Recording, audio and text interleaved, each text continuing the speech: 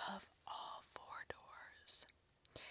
At all times, SCP-023's eye sockets are to be filled with spherical inserts made of hard rubber. Eye inserts must be replaced as they degrade. Degradation can be monitored by measuring the brightness of the burning effect, as observed by security footage. Brightness greater than 12. Candela requires that the inserts be replaced within 12 hours. Eye inserts are only to be replaced individually, and only after the sun has completely set. Personnel are not to look directly into eye sockets of SCP-023 at any time. Following Incident 023-27, all reflective surfaces, including displays, monitors, and eyewear of any sort, are not permitted within 30 meters of SCP-023 cell. This includes monitors linked to security cameras within its enclosure. Security personnel posted at checkpoints outside both corridors will enforce and adhere to this measure. Experimentation involving SCP-023 has been suspended indefinitely. The description: SCP-023 is a large, sexless, shaggy canine, 1.5 meters at the shoulder, with black fur. It has bright orange-red eyes and prominent teeth. See Incident Report 023-26. At any time an individual makes eye contact with SCP-023,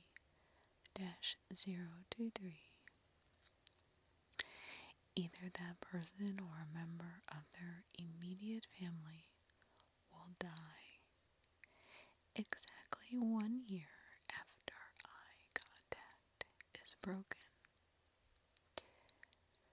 Research into the method of selection is incomplete due to a moratorium on experiments, but the available data suggests that having a larger immediate family lessens the chance of the individual making contact themselves dying.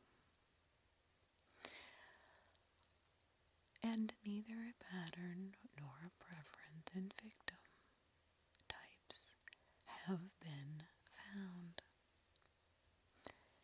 This information may indicate that SCP-023's victim is designed and designated entirely at random, but it is unknown whether this selection occurs at the beginning or at the end of the year time period. Attempts to terminate an individual who has made eye contact with SCP-023 and their entire immediate family before the 1 year time period is ended. Data has been expunged, meaning these occurrences are not for the public to know. Autopsies of individuals killed by SCP-023's effects show that, while outwardly apparently appearing unharmed.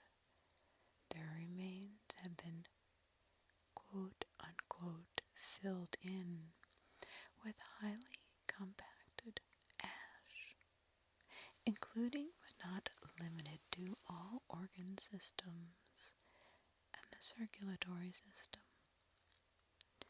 Muscle tissue, bones, and brain tissue universally show signs of exposure to temperatures above blacked out degrees Celsius. If not contained in a setting that at least superficially resembles a crossroads, SCP-023 will phase through walls to get to the nearest suitable location, incinerating all materials it passes through. SCP-023 was first brought to the Foundation's attention when it attacked a church in blanked out area while it was in session, killing unknown civilians directly and unfortunately redacted as a result of eye contact. Following retrieval of SCP-023, Class B amnestics were administered to all witnesses and surviving victims. The incident was covered up as a case of arson. Addendum 023-001 SCP-023 broke containment on 1/23/1962 by passing through its cell wall. Incident 023-01 SCP-023 was later discovered at the intersection of two corridors elsewhere on site redacted. Agent Unknown noticed SCP-023's similarity to a redacted. Special containment procedures for SCP-023 updated. Assistant Researcher Unknown issued a reprimand for negligence. Addendum 023-02 At this point in time, SCP-023 has been solely responsible for the deaths of unknown amount of personnel and undisclosed amount of civilians since it was first brought into containment on 10/12/94,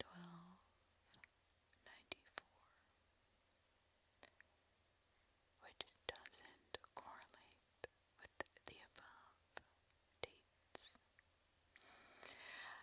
Addendum 023-003 Request for reclassification to Keter pending. Addendum 023-004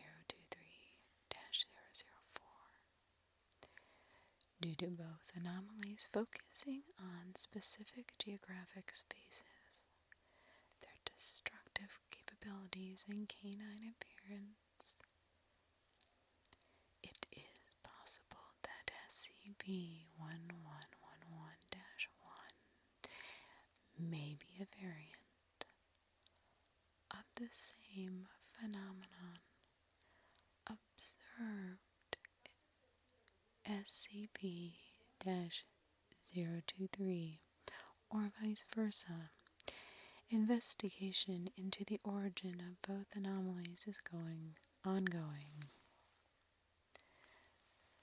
Due to the inability to capture SCP-111-1 for study, investigations are currently focused on SCP-023.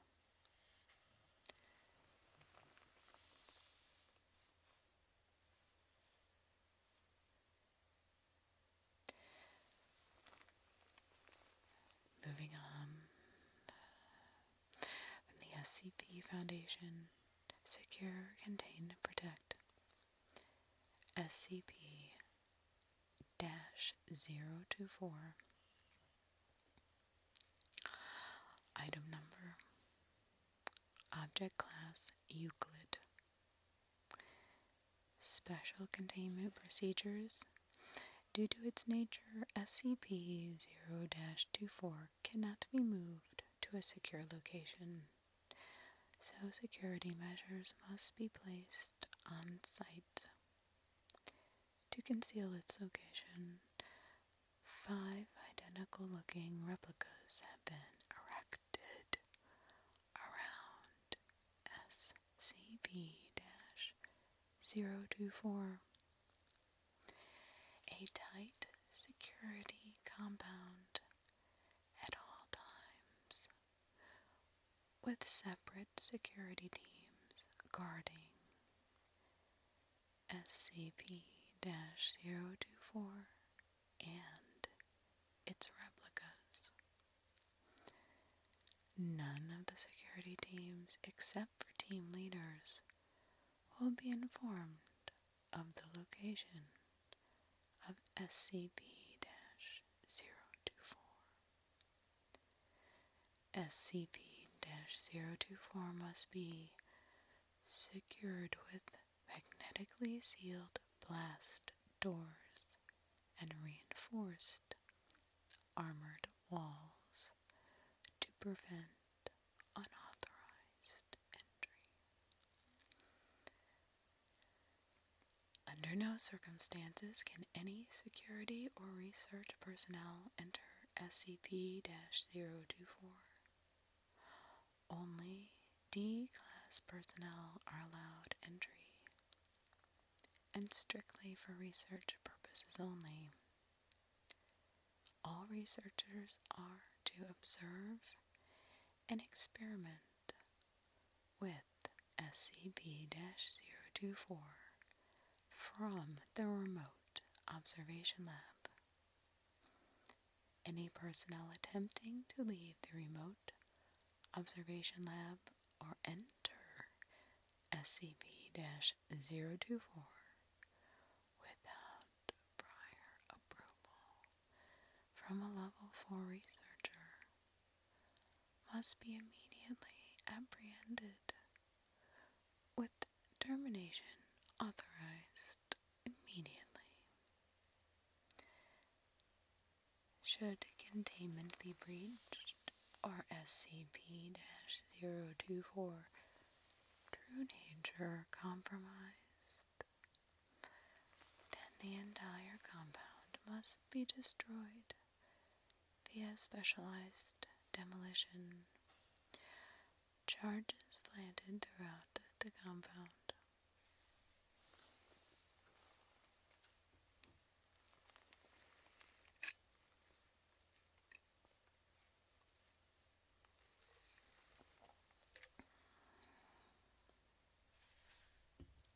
Description.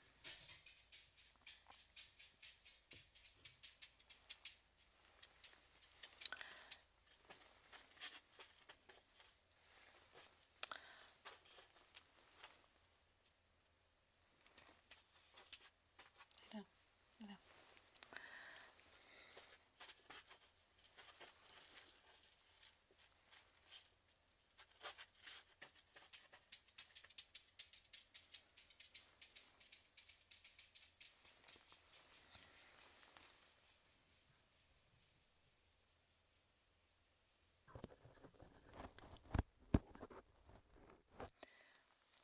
Description. SCP-024 is an abandoned soundstage that was once owned by Redacted. However, SCP-024 itself has been abandoned since 19 Redacted, and is unknown whether its special properties manifested before or after its abandonment.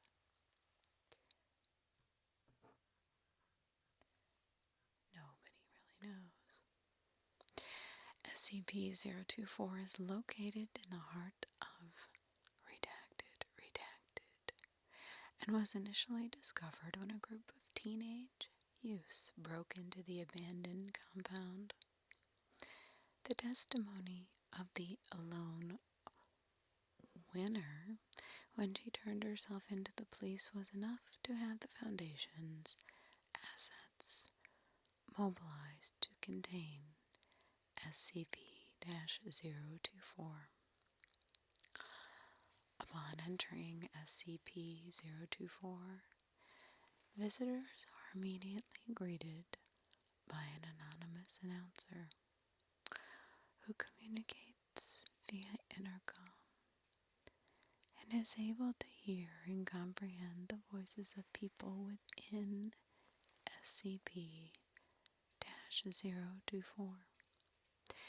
The announcer will inform the contestants that they are about to take part in a game show in which the winners will win fabulous prizes, but will also warn that the game will be extremely hazardous and that the losers will never leave SCP-024.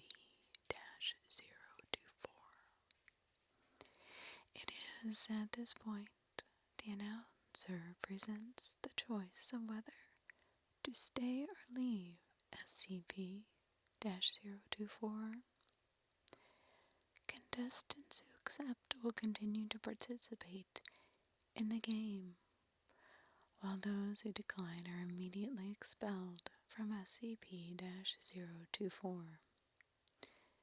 Contestants that win the game or decline to participate may never enter SCP-024 again, as entry is denied by an impenetrable, invisible barrier. It is then that the contestants are led to the actual game. The style, composition, and appearance of the game always changes in every individual playthrough, but the game is always centered around a long, elaborate obstacle course that the contestants must navigate through. The rules also will vary. Some playthroughs may only allow a single winner, while others encourage the creation of teams to win the final game. More often than not, the obstacles seen in these games range from incredibly benign to extremely hazardous and life-threatening. As the contestants attempt to negotiate the course, the announcer will continuously update their status and actively participate in the game, often giving advice, conversing with contestants, and adding new rules. As the game progresses, the obstacles become significantly more dangerous and difficult to overcome. It is not surprising to have the entire pool of contestants succumb to the rigors of the obstacle course. If such an event happens, the announcer will express sadness at the lack of a winner, and SCP-024 will shut down, resetting only when a new batch of contestants enter. Any attempts to break the rules, such as assaulting other contestants and deliberately bypassing obstacles, are met by extreme violence. The announcer will call out the offending contestant, who will be quickly and forcefully ejected from the course by studio guardians. These studio guardians will immediately materialize within SCP-024 when called upon by the announcer and disappear when not needed. The contestant or contestants will never be seen again. When a winner is declared, he/she will receive a random grand prize. Any contestants that have survived the course but fail to win are immediately declared losers by the announcer.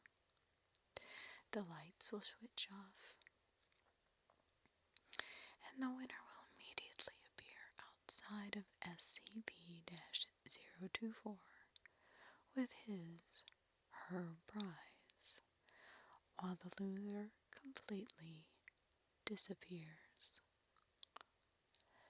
However, the most mysterious aspect of SCP-024 is that after every game, a VHS tape or DVD will appear in the mailbox outside of SCP-024's main entrance.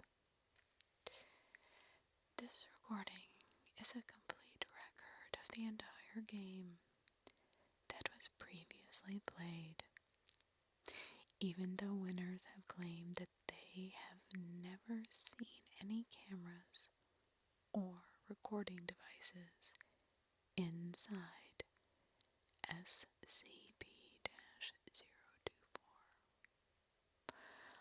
Also, more strangely, a live studio audience can be seen in the background cheering on contestants.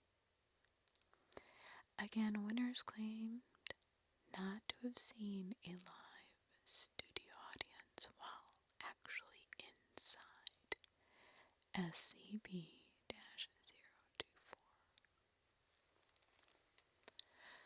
Addendum 1. So far, the list of prizes awarded to winners has included, but not limited to, cash prizes, electronics, various custom goods, cars, collectibles, paid vacations to various countries, data expunged. Close examination of these prizes have confirmed that they are completely genuine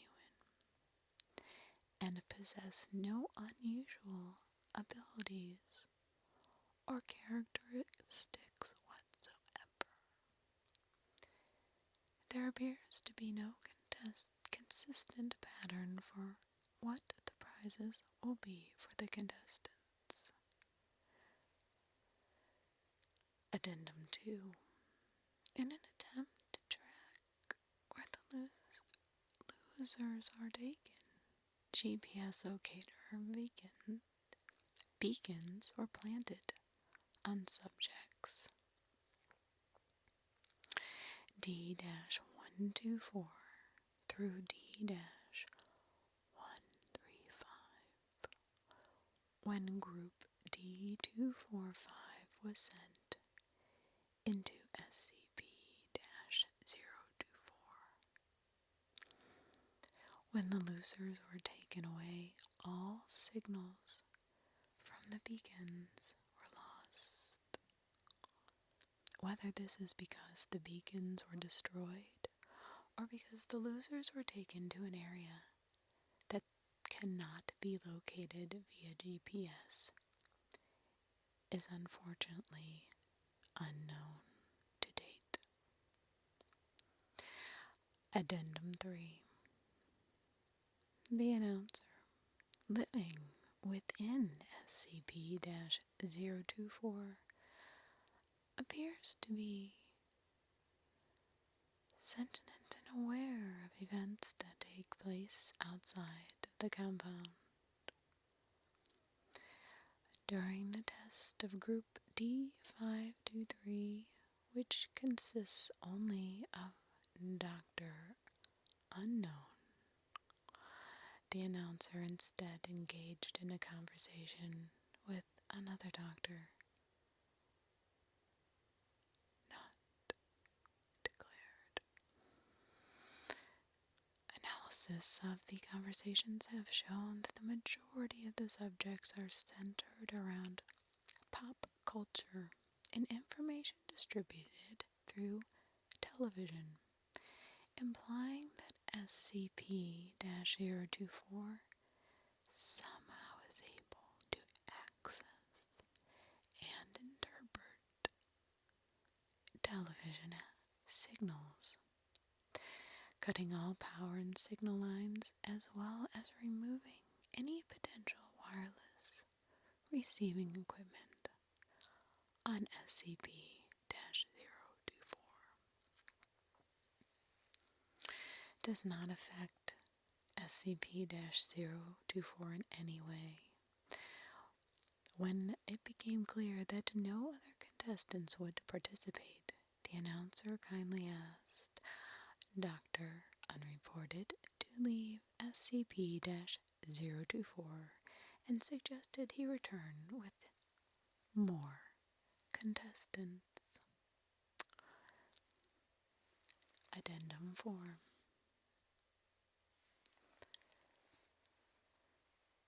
The studio guardians that the announcer uses to enforce the rules may vary in appearance, every game just like the course. If they appear, the guardians will always be dressed in a manner that matches with the theme of the obstacle course. The only common attributes of all guardians share are the possessions of a humanoid appearance, ability to study,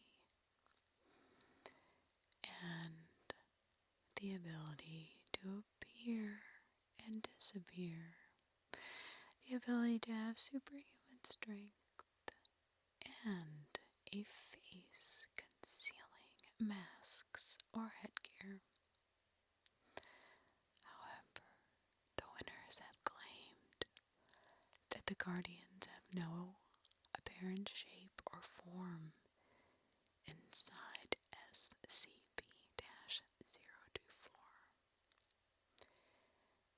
instead appearing as huge, shadowy figures that engulf the offender.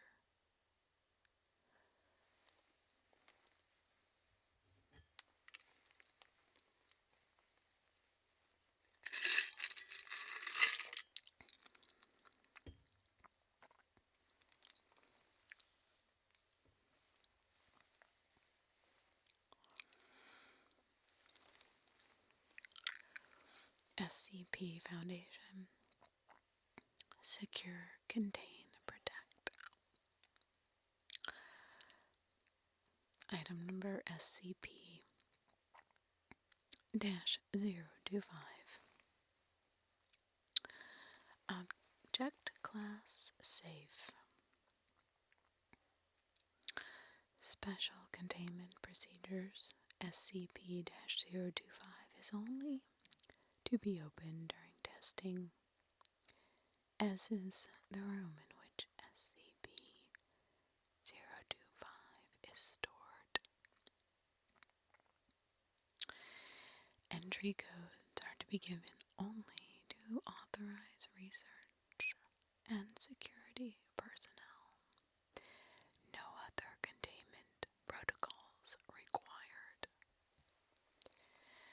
Description: SCP is a wooden wardrobe measuring 0.97 meters by 0.62 meters by 1.95 meters. This is full of clothing dating from a number of time periods. Articles contained within the chest, collectively named SCP-025-1,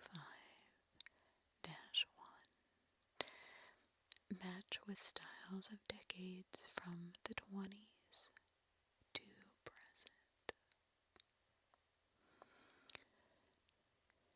The apparel from each frame varies with regard to style. For example, a polyester striped shirt and a pair of charcoal suit pants both correspond with general styles of the 1970s. The only unifying aspect of every article contained in SCP-025 is that each one is in poor condition. Moths have eaten at much of the collection, and tears and runs are not uncommon in the clothing. When any item from SCP-025 is put on, the wearer is observed either to die or suffer an injury within 24 hours. The cause of death or injury in these instances is invariably linked to the aforementioned flaws in the clothing, but only ever appears to be an unrelated incident. Wearing a glove with a fingertip cut off may result in the loss of a fingertip through a simple kitchen accident, like chopping onions. Similarly, a subject wearing a poncho with a sleeve missing will somehow cause the loss of the uncovered arm, be it an attack by a wild animal or a vehicular accident that necessitates the amputation of that limb.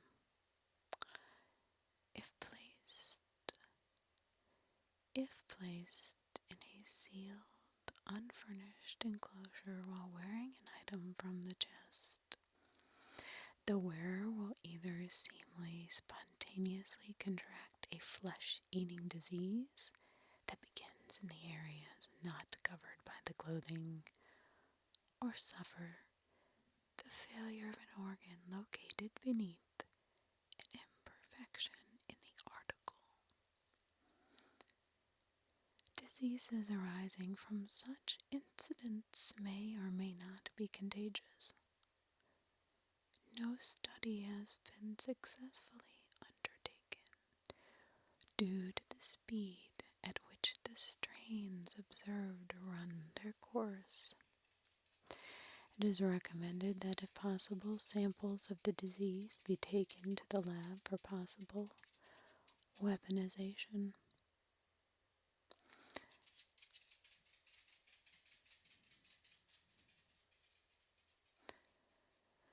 The following is an abridged testing log.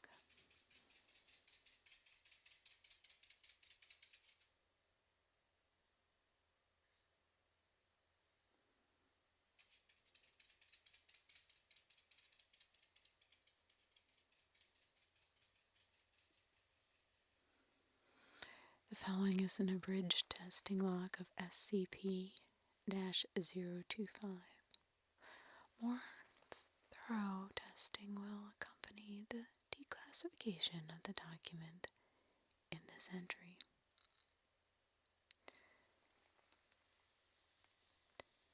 Test log SCP-025 Section 1. Subject D-778. A 42-year-old white male, Article 1940s era white tuxedo. Imperfections: torn seam in left shoulder. Test results: subject was allowed free roam of the halls under agent undisclosed supervision. The subject was allowed approximately 45 minutes to roam. Nothing eventful occurred, however, at undisclosed 0 hours. Security tapes and eyewitnesses indicated that D-778 appeared to make an attempt on attacking agent undisclosed. In turn, he overcame the subject with a knife, causing an inch-deep gash in D-778's left shoulder, precisely at the point where the tuxedo seam was ripped. Test halted. Subject later terminated.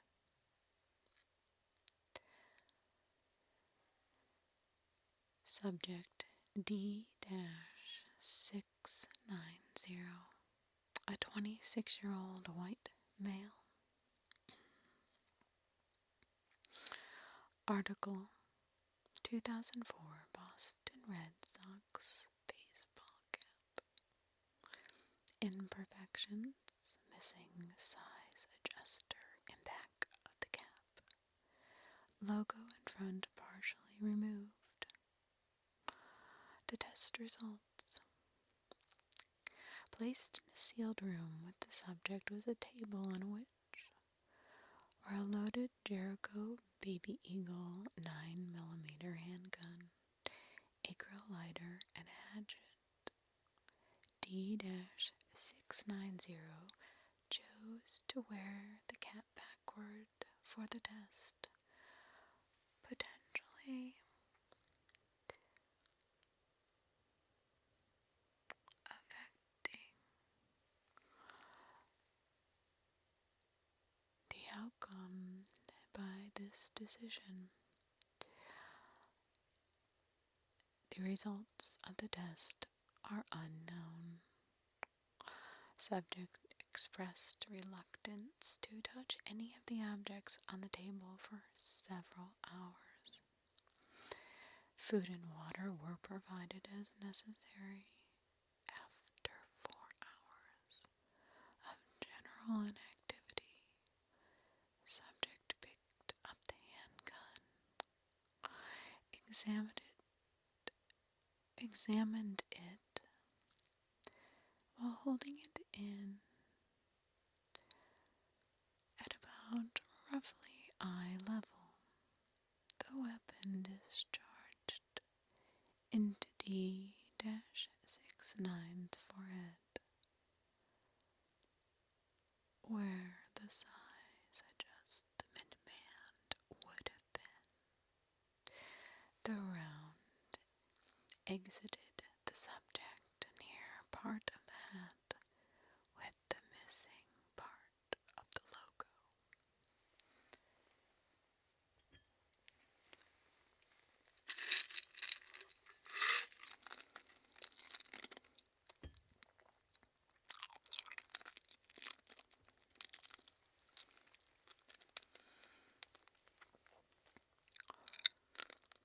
Subjects D-736, a 22-year-old white male.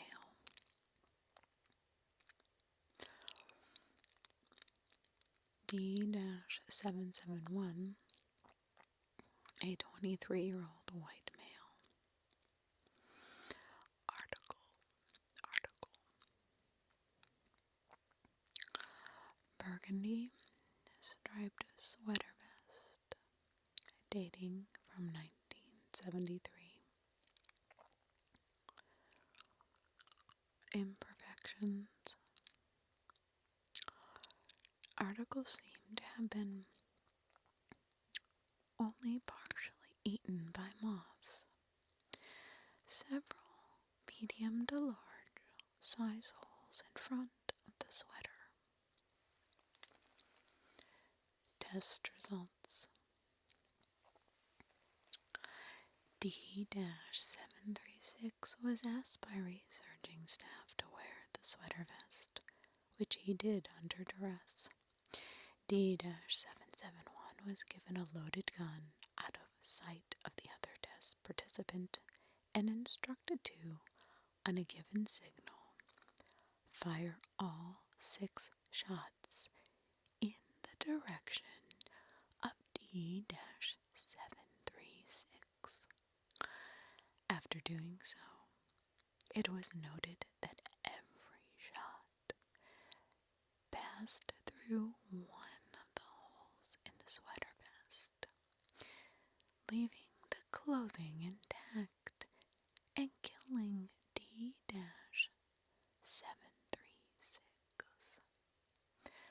Firearm retrieved.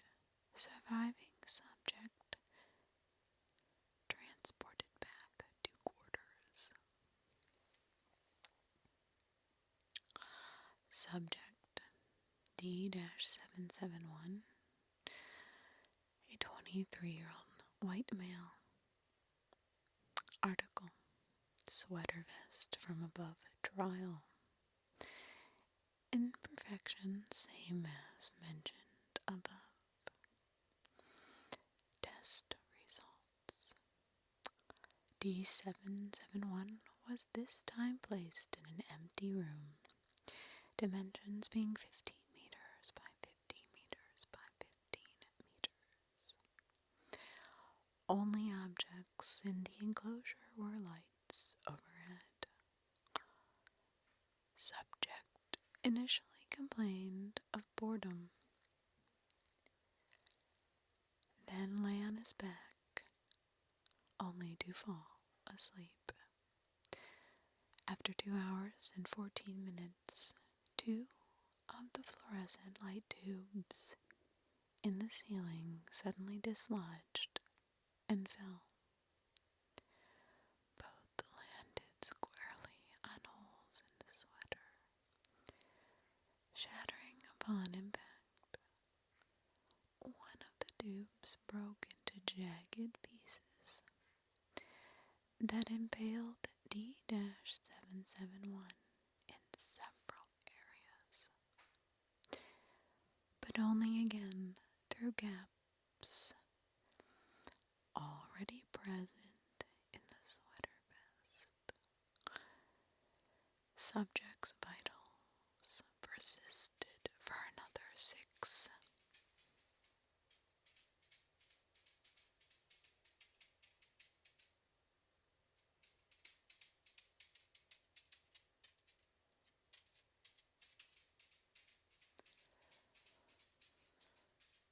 minutes, then ceased. Further testing locations will be selected to minimize possible damage to the surrounding area. Subject: Dr. Redacted.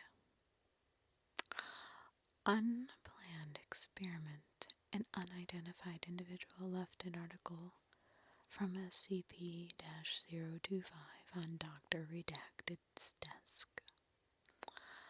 This looks similar to an item of his own clothing. Any information about this incident and or the perpetrator of the same should be reported immediately to senior staff. The article, lightweight scarf, dyed a number of different colors. Imperfections. Heavily pulled seam caused scarf to be considerably shorter and tighter in the middle.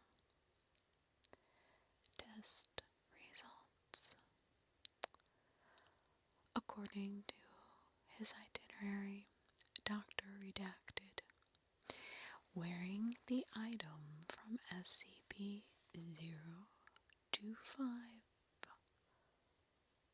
was en route to the enclosure of SCP Redacted on all redacted dates for routine testing. However, he diverged from his intended path, began in a direction towards an entirely separate wing of the facility. Subjects then entered the enclosure of SCP-173 without gathering accompaniment or following safety procedures, and upon hearing the door closing, blinked. Cause of death listed as strangulation resulting from a crushed windpipe.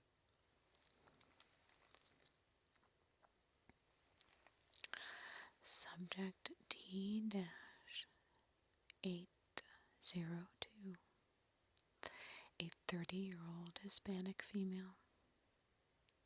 Article: 1980s flash dance style white shirt. Imperfections: the right shoulder removed, left sleeve completely cut off, entire bottom hem shredded. Test results: data expunged. All present or presumed infected, then quarantined and data expunged from record. All further tests involving 1980s era fashion have been postponed indefinitely due to the expenditures and safety hazards present by the aforementioned experiment. Full cleanup estimated to take an additional redacted weeks.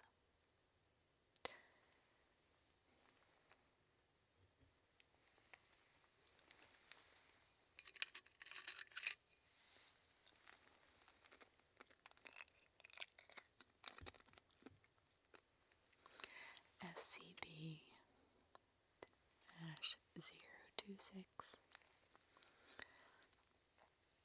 SCP Foundation Secure Contain Protect Secure Contain Protect. Item number SCP-026. Object Class Euclid.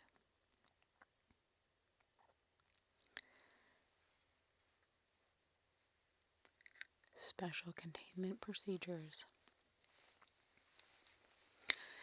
SCP-026 is to remain securely locked and boarded up at all times. When no research is ongoing, alarms are set to alert the Foundation in case of entry by civilians or other agencies.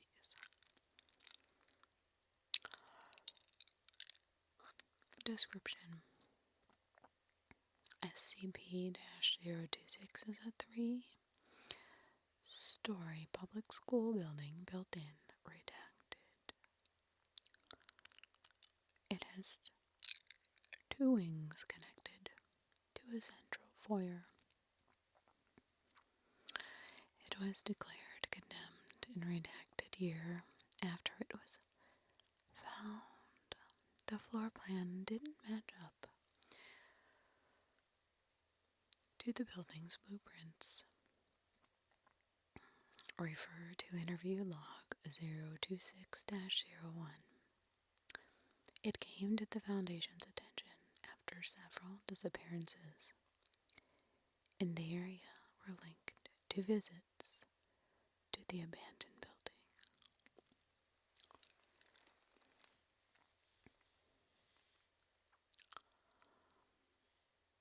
Crossed out as the building demonstrates spatial anomalies.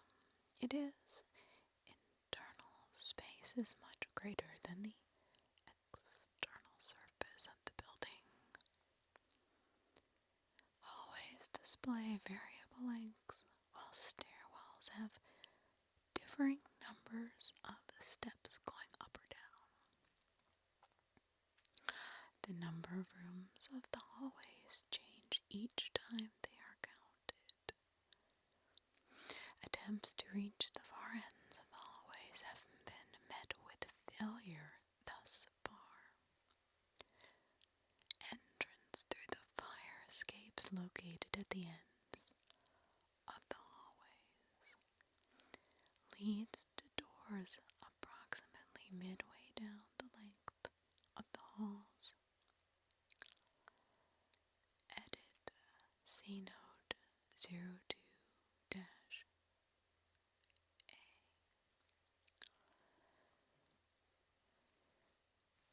There is a considerable amount of graffiti on the interior walls of the school.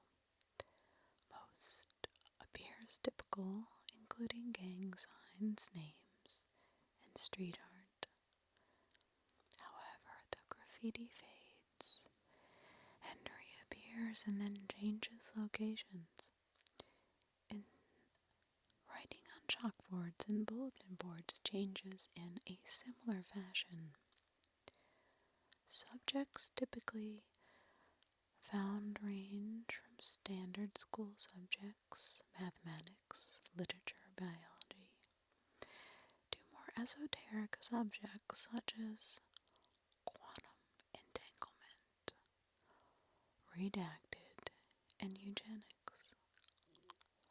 One researcher reported one board detailing information about SCP redacted, but photographic evidence showed only a blank slate.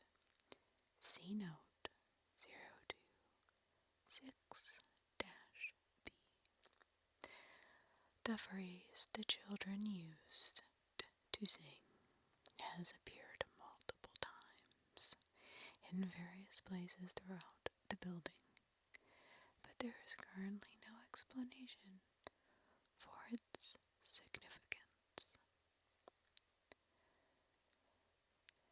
A number of unconscious subjects have been found in the building, most of high school age, ranging from 12 to 18.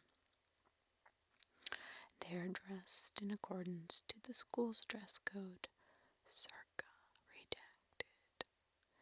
Several have been identified as former students or faculty of the school, who disappeared after the school shut down in at least one case more than 10 years after the closure.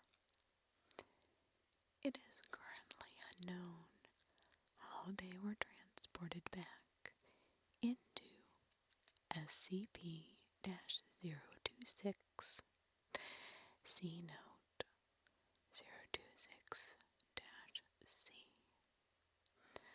All attempts to wake the subjects while inside the building have failed on being removed from the grounds of SCP-026.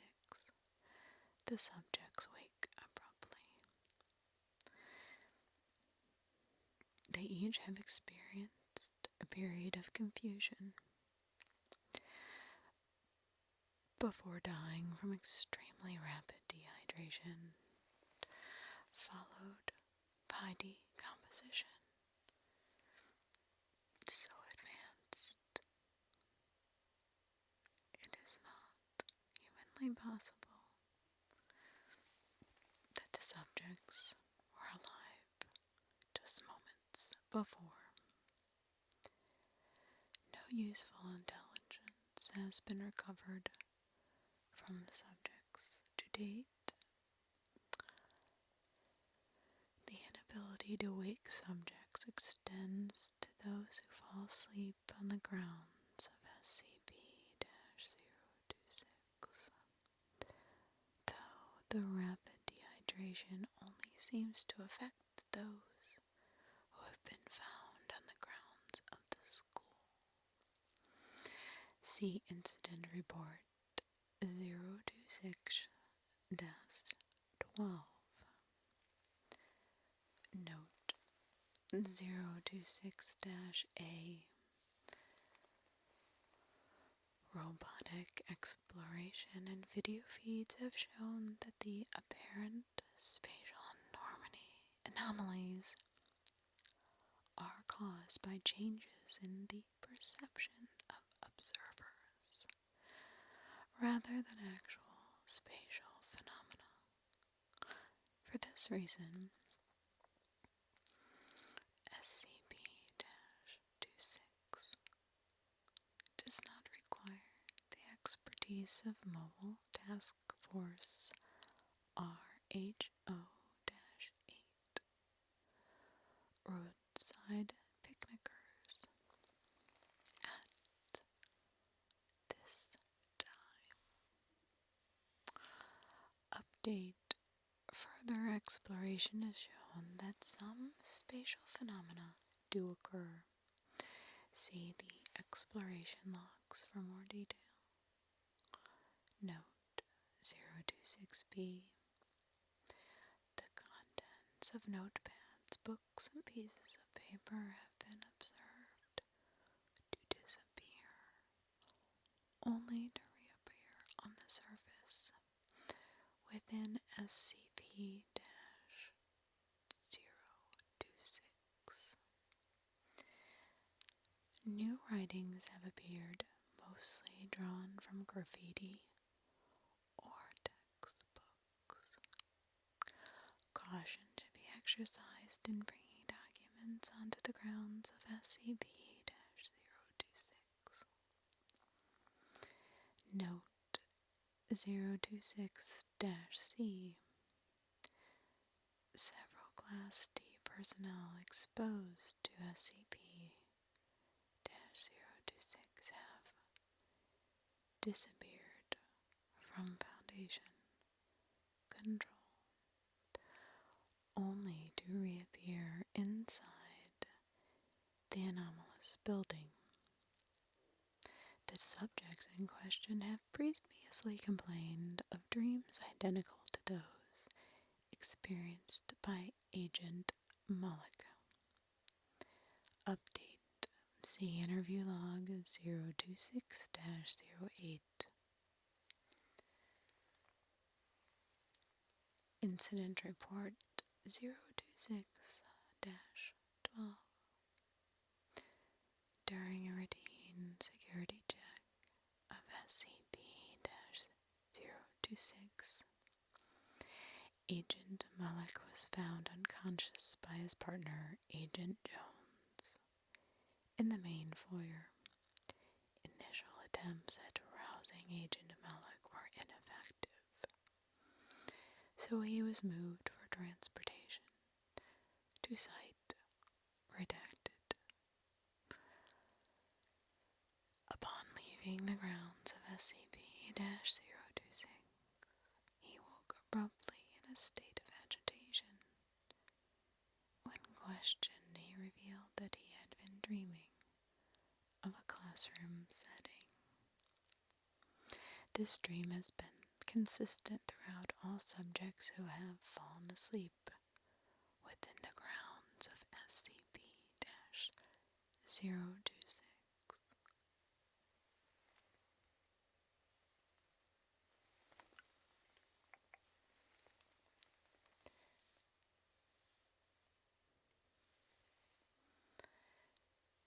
SCP Foundation Secure, Contain, Protect.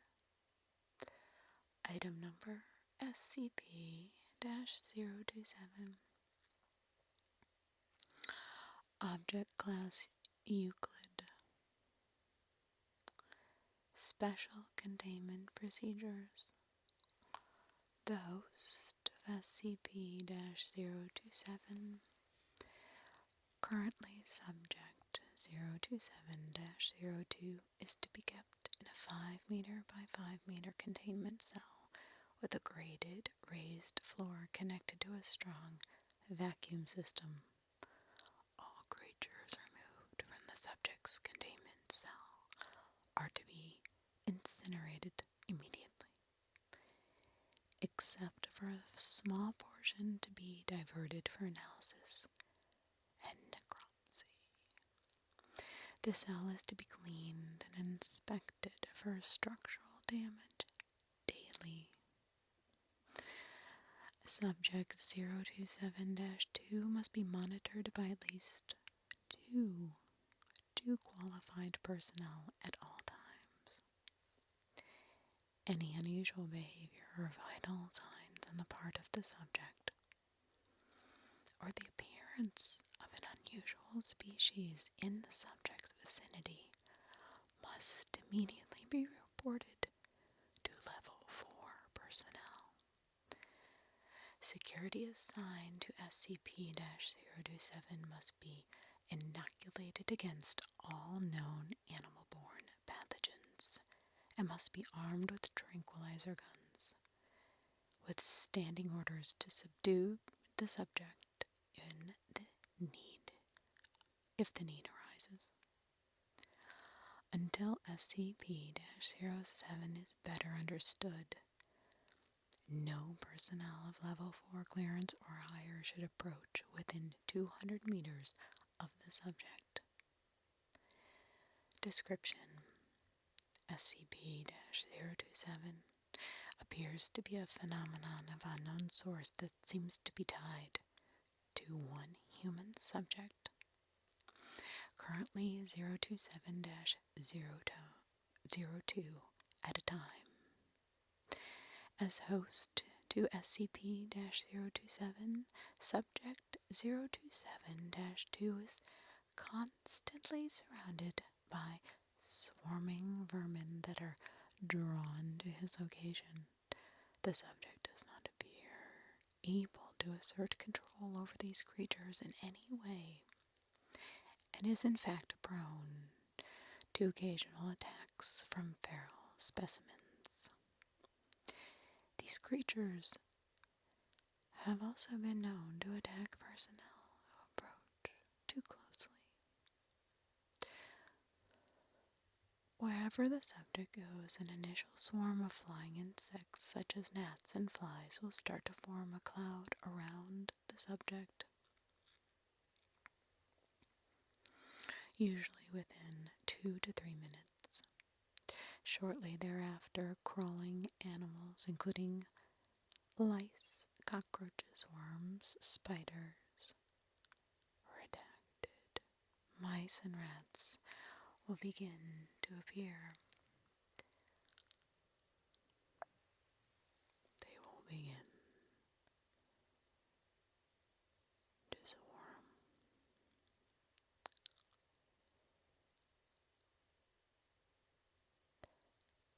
The longer the subject remains in the location, the more vermin will gather there. When the subject leaves a location, some of these creatures will follow, but most disperse. SCP-027 has been known to transfer between hosts once upon the death of the first known host. Subject 027-01, see Appendix 1 for more information.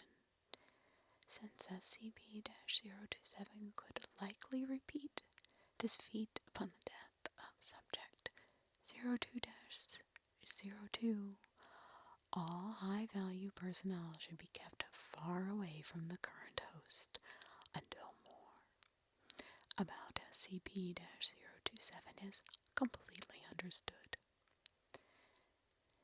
SCP-027 has also likely transferred between hosts an unknown number of times before containment. Researchers are put into potential previous hosts has commenced, with preliminary evidence suggesting that SCP-027 may have existed at least redacted years. It is not yet known how SCP-027 chooses or attacks animals, or even what SCP-027 exactly is. The previous hosts never expressed having any sort of communication with a separate conscious entity. Analysis of the current host has been inconclusive at best. Appendix 1. Timeline of significant events. April. Redacted 19-9. Redacted. Subject 027-1. Discovered in an abandoned warehouse outside. Redacted. Redacted. That had been completely overrun by rats, cockroaches, and other vermin, and is contained and catalogued as SCP-027. The subject is described as a Caucasian male in his late 30s of average height, but gaunt, filthy, and covered in bites and scratches. The subject also shows signs of prolonged sleep deprivation, degraded mental health, evidence of heavy use of alcohol and illicit drugs. 10 redacted 2000 redacted. Subject expires. Autopsy shows more than 70% of the subject's body. Data expunged. A colony of rats nesting in the subject's abdomen for at least redacted generations. 10 redacted 2000 redacted. Between 140 to 150 hours after the subject's death, Security Officer KF initials reports being awoken by breathing problems due to a large house fly having crawled up his nose, later shown to have laid eggs. Subsequent observations lead to categorization of Officer F as subject 027-02. The original host is reclassified as subject 027-01, and SCP-027 is redefined.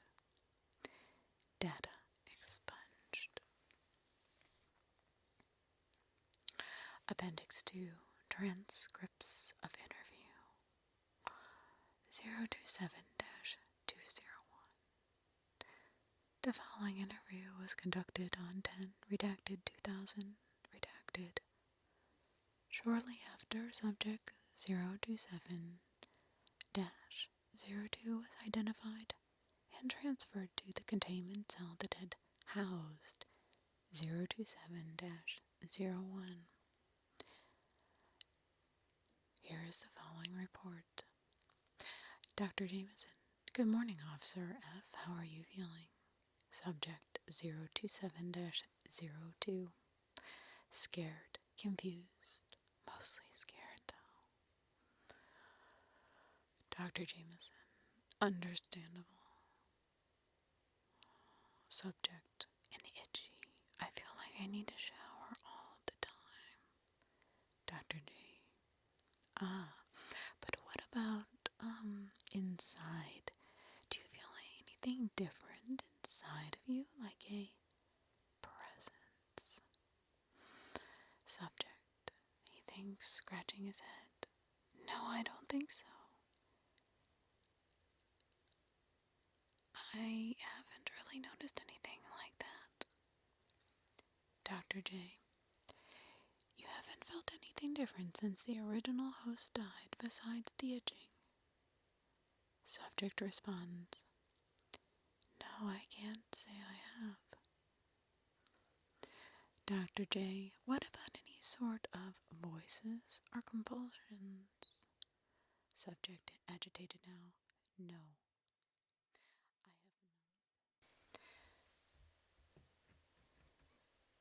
not. Subject agitated. No, I haven't felt anything except bugs crawling all over me. All the time. I feel dirty and scared and... Doc, what about my family? You gotta get this thing out of me so I can see them again. Dr. J. Of course, of course. We're going to do everything we can to get 027 out of you.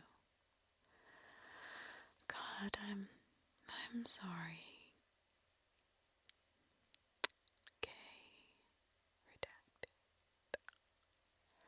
Shortly after this interview took place, Dr. Jameson and several other members of the research team for SCP-027 were transferred to the SCP-1772 project.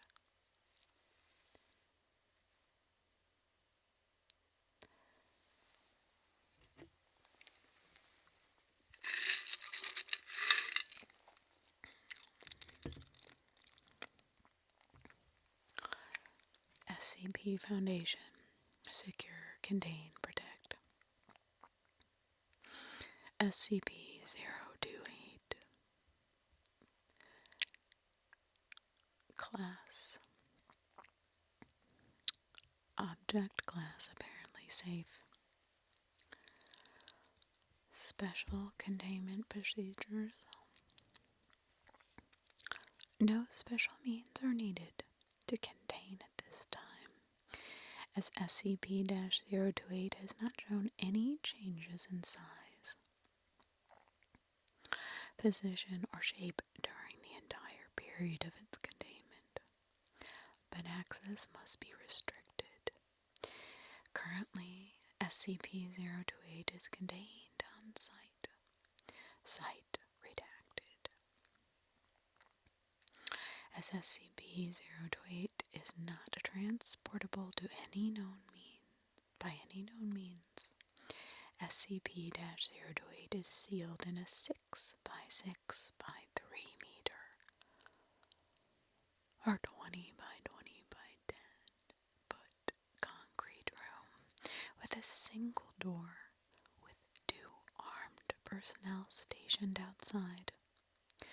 Only authorized personnel are to be allowed exposure to SCP-028, and extreme care must be taken at all times.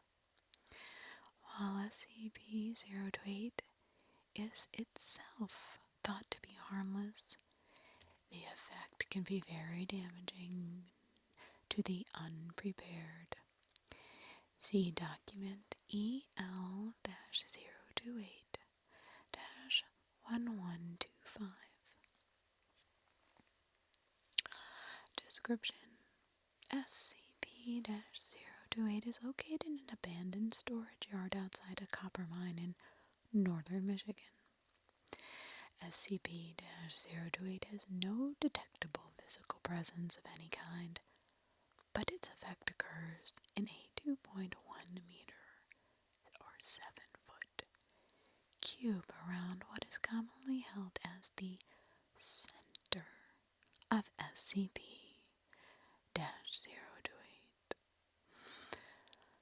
All forms of scanning and testing in the area of SCP-028 have shown no abnormal readings. Adding or removing objects or attempting to remove dirt from under SCP-028 has no effect in altering the size or shape of SCP-028's area of effect, nor the onset or quality of effect.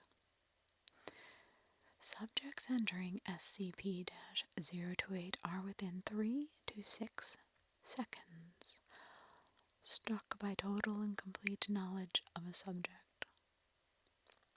This knowledge is thus far completely random in both size and usefulness, and sometimes goes unnoticed for extended periods of time.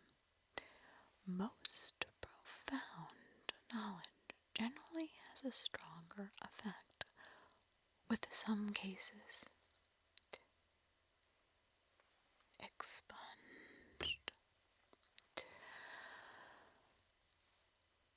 Out of necessity.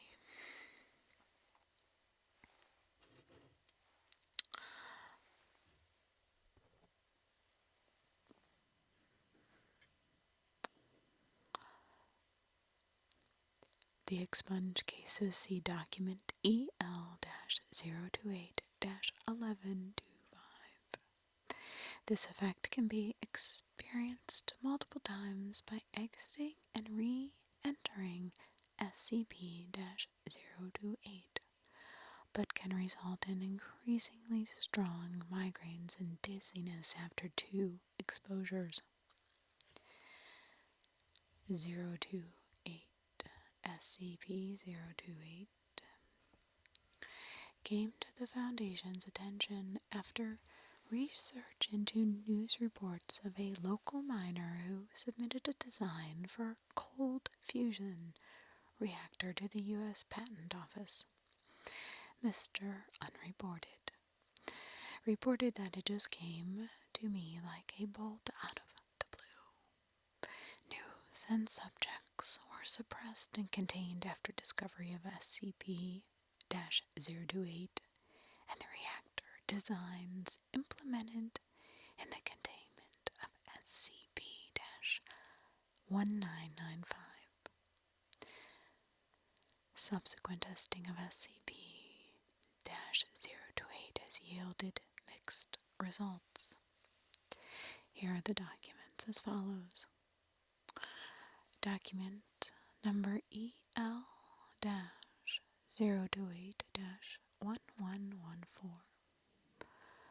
Partial information retrieval log for 1-5 redacted. All knowledge is perfect, total. Intact. Every phone book entry for New York City in 1998. How to redesign the internal combustion engine to run on human blood using only pre-existing parts.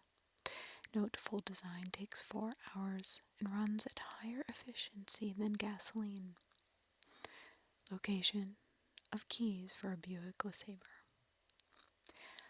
The proper method of care for a mole rat colony. Origin and history of 12 SCP objects. The main expunged. Family history of the Blackthorn family located in London, England. Geographical structure of the Earth. Beneath Greenland, including several unknown caves and information redacted. Document number EL-028-1125 log E-112 subject D-1182 exposed to SCP-028. Subject began to cry and went into fetal position, showing signs of high distress. Unresponsive to questioning and outside stimulus for several days. Lapsed into catatonia shortly after stating that this is not a life. Subject passed into a coma and died shortly thereafter. COD was attributed to shock.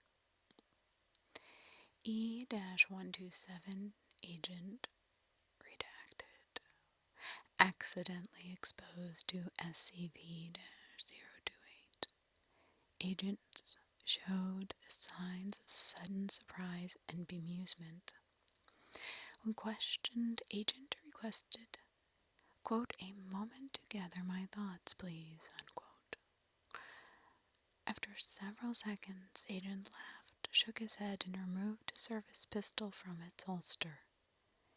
Agent then shot and wounded Dr. Redacted and killed Agents Redacted and Redacted before restrained. Post-incident interrogation revealed Agent Redacted had extensive knowledge of classified Foundation activities and several SCP objects he had not been previously exposed to, including SCP-2669. Any Foundation personnel found to have entered SCP-028's area of effect are to be detained indefinitely. Document number EL-028-1128 log. Experiment-189. Subject D9843 was exposed to SCP-028. Unknown month. Date 03/2019. Redacted at 11:46 in the morning. Examination of subject revealed abnormal respiratory actions on this date at 1:37 in the afternoon. Questioning revealed subject had learned to recycle the carbon dioxide inside his own body. This was found on the same date at 5:21 p.m. Repeated attempts to teach skill to other D-Class personnel failed miserably. On the same day, at the date 24, era unknown, 12:11 in the afternoon, subject terminated. 7:18 and 3:03 in the afternoon. Autopsies reveal no abnormal organ formations. On this same day, at 6:37 p.m. Researchers note Dr. Redacted. Seriously, how the hell did he do that?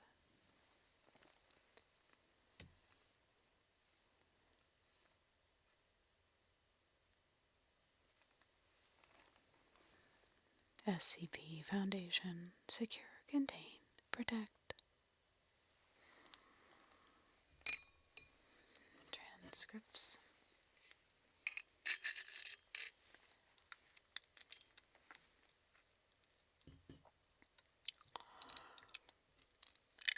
Item number SCP-029.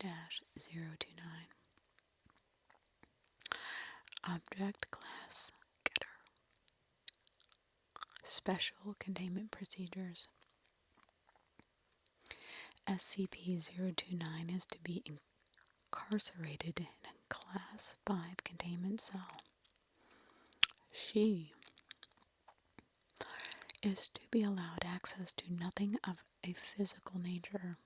Her containment cell is to be placed behind a triple airlock to avoid her escape.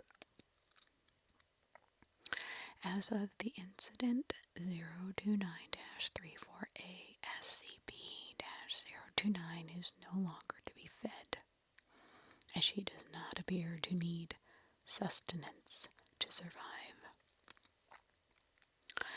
There are 3 guards on duty at all times. and 2 guards on monitor duty. Floodlights have been installed in the walls of the containment chamber and are to be on at all times. Once a month, the chamber is to be cleaned and checked for defects. Under absolutely no circumstances are any men to encounter SCP-029 in any manner. I repeat, no male is to encounter SCP-029 in any manner. This needs to be understood. Any males who do encounter SCP-029 are to be held under Class 3 detention for interviewing before termination. SCP-029 has requested these following things. A bed has been denied. A blanket has been denied. Books denied. Clothes denied. This is ridiculous. The girl cannot even have clothes. We are not animals. Let her cover herself up, Dr. Erica Bodine said. Dr. Bodine, you are granted permission to deliver clothes to SCP-029. Dr. Light. As of the incident 029-53B, anyone who has potential access to SCP-029 is required to first watch surveillance tape 029-Bodine as a reminder of threats involved when working with SCP items, and SCP-029 in particular. Description: SCP-029 appears to be pubescent, female of Asiatic Indian descent. She appears to suffer from alopecia universalis. Over 80% of her pigmentation is a true black, while the rest of her skin has a complete lack of melanin, to the point of albinism. Her eyes are also a dark black in color. All black. SCP-029 has severe homicidal tendencies and has displayed a remarkable ability to use any item as a weapon. However, she has severe compulsion against shedding blood, preferring instead to strangle her victims.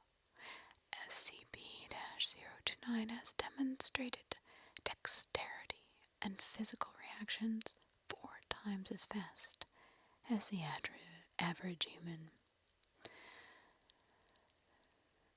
SCP-029 has also displayed extensive resistance to damage of all forms. Both of these extra-human abilities are greatly hampered in the presence of bright or direct light, natural or artificial. In any addition, I'd like to make any males who come within the presence of SCP-029, an area defined by her current perception, find themselves pliant to her will. Such males become willing to kill or even die for SCP-029. SCP-029 refers to herself as Redacted, which roughly translates to Daughter of Darkness, Daughter of Shadows, Daughter of Night. Interviews with SCP-029 have proven difficult to conduct due to SCP-029's constant attempts to kill or convert all who speak with her. Over her years of captivity, the black patches on her skin have increased in size. SCP-029 was first brought to the Foundation's attention by an agent working in rural India. An attempt on his life led him to a small cult of men who claimed to be thuggees in service to the daughter. Several weeks of investigation proved that they believed the world to be in the last years of the Kali Yuga, and that by sacrificing 1,000,000 lives to the Daughter of Darkness, they could raise their goddess and end the world. They also truly believed that only sacrifices performed through strangulation added to this tally. Events led the agent to their mountain fortress where he discovered SCP-029. After the loss of said agent, redacted name, which ended in our acquisition of SCP-029. Addendum. 7 years after capture, SCP-029 began showing anomalous growth in her black pigmentation. When questioned about it, she claimed her followers were on the move once more. Investigation led us to a concentration of so-called thuggees that had escaped our initial foray. After discovering that all our followers were there for one of their holy days, a tactical airstrike was called in. When the first bomb dropped, SCP-029 awoke from slumber, screaming at the top of her lungs. SCP-029 continued to scream for the next 4 hours, ranting and raving that we were killing her people. Since said event, the black growth pigmentation has stopped completely. Also, since said event, SCP-029 has redoubled her efforts to escape. SCP-2820 has been proposed as a possible method of neutralization should the situation worsen.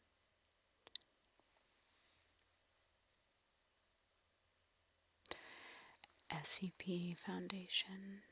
Secure, contain, protect.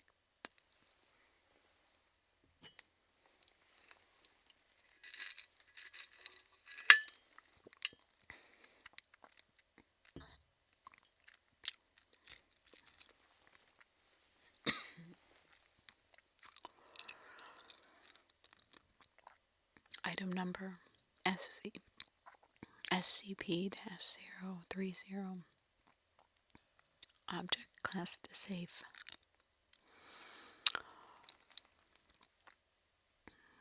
So, the special containment procedures held at Site-17 with a modified humanoid containment cell. Minor adaptations to accommodate its stature, such as appropriately scaled workspace and chair, are to be included. Lighting within the cell may be altered upon request of SCP-030 to a maximum of 2,000 lumens via a simple dimmer switch. Should the need to render SCP-030 inert arise, staff may extinguish the lighting from the exterior switch and draw blackout curtains as necessary. Standard night vision equipment is available. SCP-030 may request materials for personal research every 90 days. All previously requested materials are to be collected and destroyed prior to delivery of any new materials. All materials are to be retained by both research and security staff. SCP-030 is to be denied access to any modern scientific journals or texts, and fiction is to be restricted to works produced no later than 1623 CE to preserve the integrity of its innate knowledge. Staff wishing to consult with SCP-030 in writing are to place a formal request. The document number is 030-RS/B.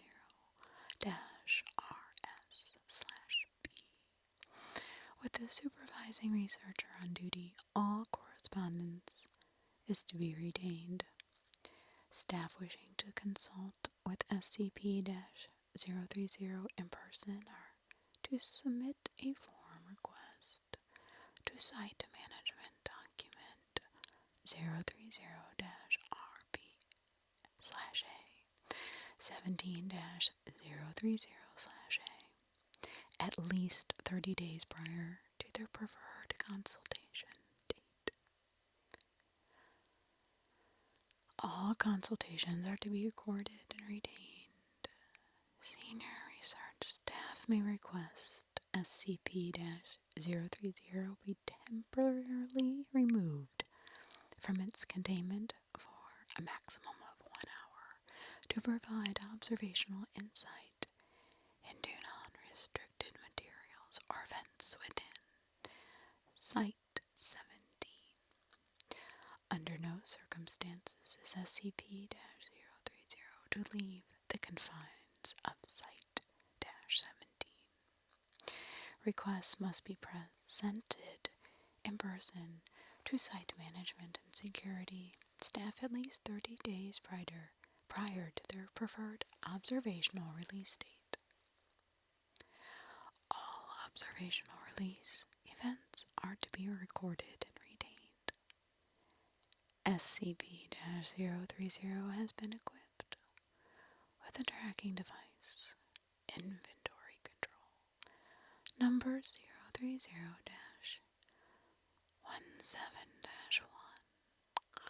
so it's located within Site 17,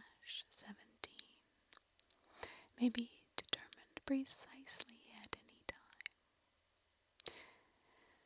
Description: SCP-030 appears as a hairless, genderless, gray-toned human, 71 centimeters, 28 inches, in height and weighing 12.7 kilograms, 2 British stone in antiquated measure. Its solid blue eyes lack discernible irises or pupils and resemble small cut sapphires. SCP-030 possesses an androgynous voice with a pronounced English accent, not currently identifiable as specific to any modern region.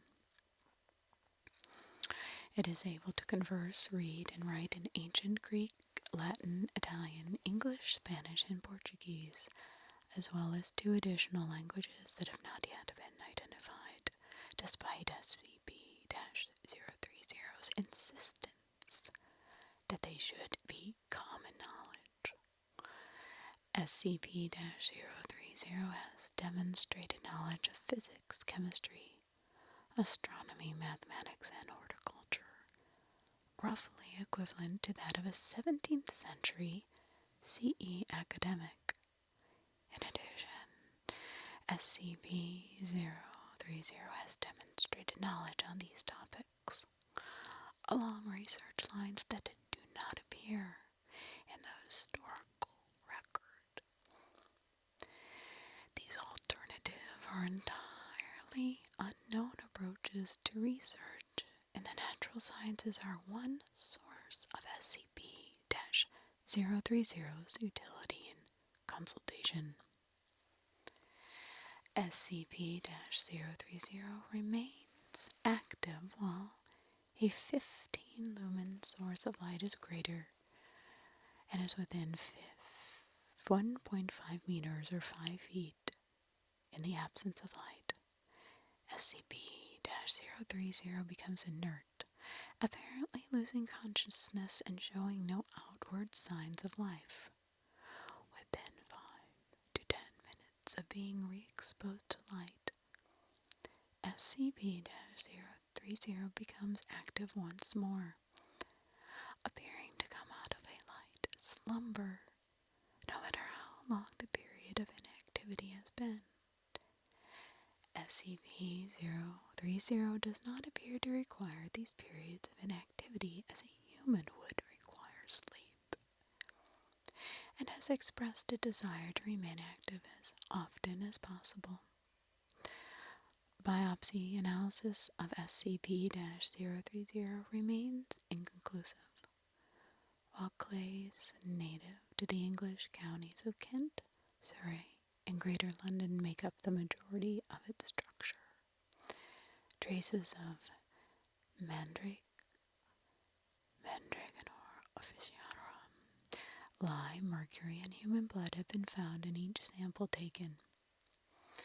SCP-030 has expressed that a full exploratory surgery to determine its workings would potentially end its existence. Samples removed from SCP-030 do not regenerate, and sampling is currently discontinued to preserve its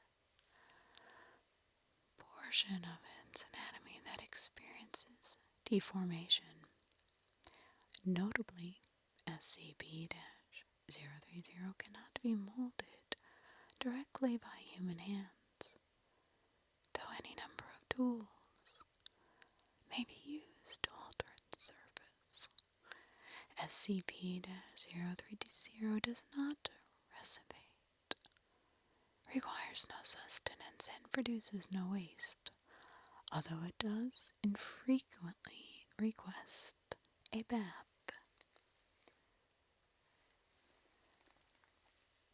SCP refers to itself as Ariel and regularly requests that his staff do the same.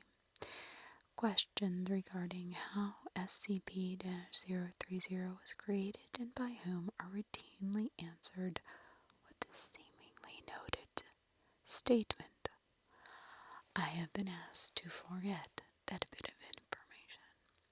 Terribly sorry."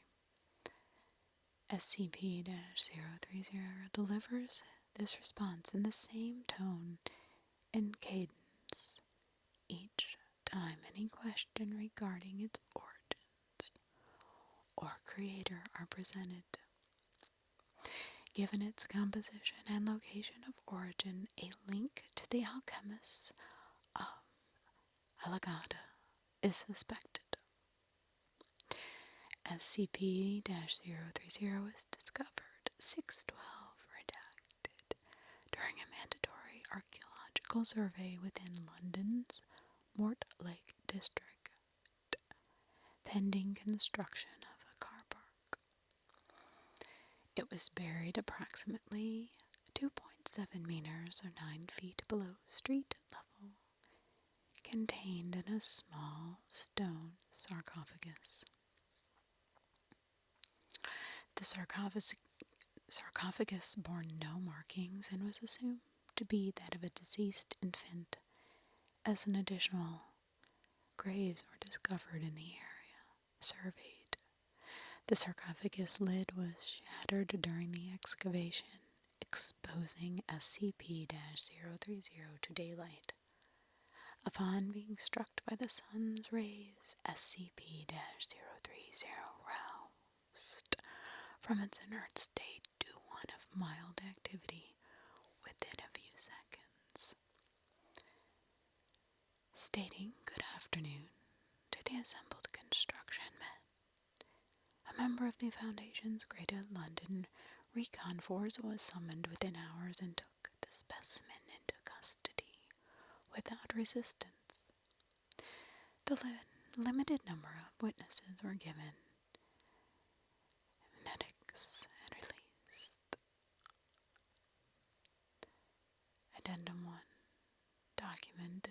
030-C. Security logs for SCP-030.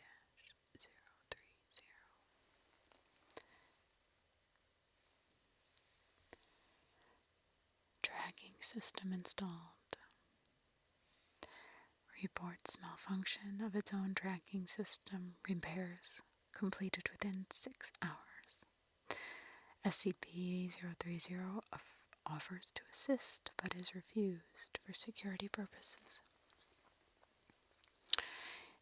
SCP-030 completes 18-week seminar on unknown language output. SEPR. 5 staff researchers considered fluent. Lexicography transmitted.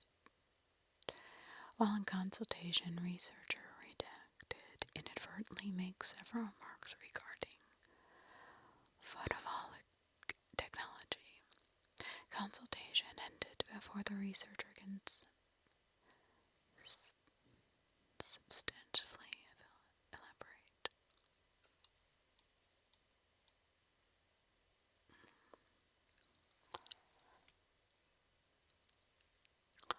SCP-030 requests a supply of magnesium and indicates it intends to ignite samples to study the light produced. Request has been denied by researchers. Incident 030-1, using only what appears to be standard potting soil, ginger, a 72-gram sample of related quartz, and a 23-centimeter length of coiled copper wire. SCP-030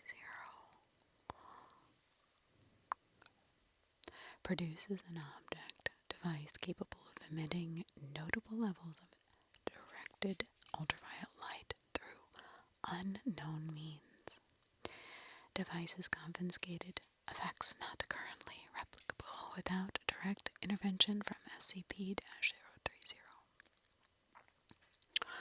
Researchers currently in consultation to determine if this line of SCP-030's research will be permitted to continue. It is speculated SCP-030 may be working towards an alternative and possibly anomalous manifestation of the photoelectric effect, after receiving only minimal information regarding its existence. All research by SCP-030 suspended and materials removed pending review. Citation and recorded. Documentation of the SCP-02320-030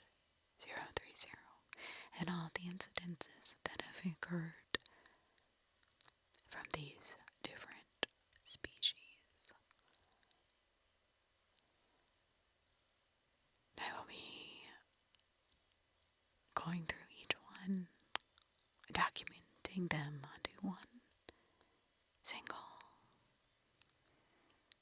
recorded account, and then putting the logs in my own created, coded system to find out what is happening here, where these creatures are coming from, and were they here before us? Are they aliens? Are they created by our kind? Or did they come here from some other means? But I believe the documents here today prove that the government is hiding a lot from us, and we must be vigilant in figuring it out, because our lives could be in danger with what I've read here today. If these creatures can be luring other humans to do dirty work, this will become a problem. Or if they can infest a human through simple use of the correct light with reflection and enter any passerby